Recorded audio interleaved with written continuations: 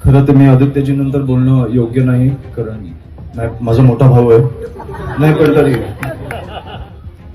मला वाटतं कुठेतरी हा माज आपल्याला काढायचा आहे. उमेदवार काय विकत घेतले जात आहेत, फोडले जात आहेत. तुम्ही 40-40 लाख दुबार मतदार आणताय. एवढे घाबरलात तुम्ही त्या दोन भावांना?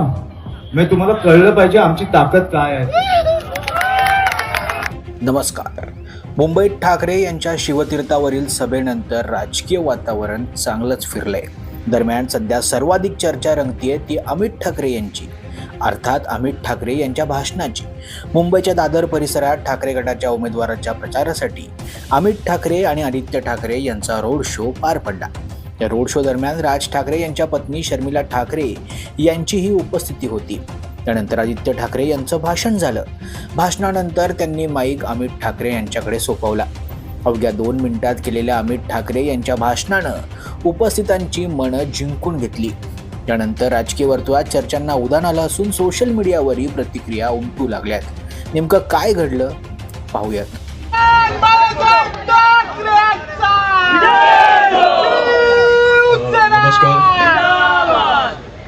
खरं तर मी आदित्यजी नंतर बोलणं योग्य नाही, कारण नाही, माझा मोठा भाऊ आहे नाही, पण तरी मी थोडक्यात संपवतो. गेले अनेक दिवस मी मुंबईभर महाराष्ट्रभर फिरतोय. 2 भाऊ एकत्र आल्यानंतर जे वातावरण बघायला मिळालंय असं मी आयुष्यात कधी बघितलं नव्हतं, अनुभवलं नव्हतं. आणि त्याच प्रकारे ज्या विकृतपणे हे सत्ताधारी उतरले, ज्या प्रकारे निवडणुका चालू आहेत, असं ही वातावरण मी आयुष्यात कधी बघितलं नव्हतं. मला वाटतं कुठेतरी हा माज आपल्याला काढायचा आहे. उमेदवार काय विकत घेतले जात आहेत, फोडले जात आहेत. तुम्ही 40-40 लाख दुबार मतदार आणताय, बिनविरोध निवडून येत आहे. तुम्ही आमचा मतदानाचा हक्कच हिरावून घेताय. एवढे घाबरलात तुम्ही त्या 2 भावांना? मी तुम्हाला कळलं पाहिजे आमची ताकद काय आहे. आणि काय वाटेल ते करा. मुंबईत 2 भावांचा महापौर बसणार आणि तो किंवा ती हा मराठीच असणार.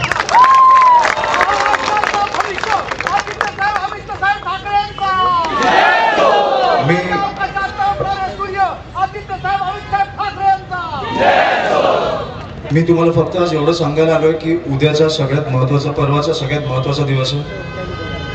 सतर्क राहा, कुठेही गाफील राहू नका. आपल्याच रांगेत उभे राहून ते आपल्याच बरोबर मतदान करणारे दुबार मतदार असणार आहेत. त्यांना ओळखा.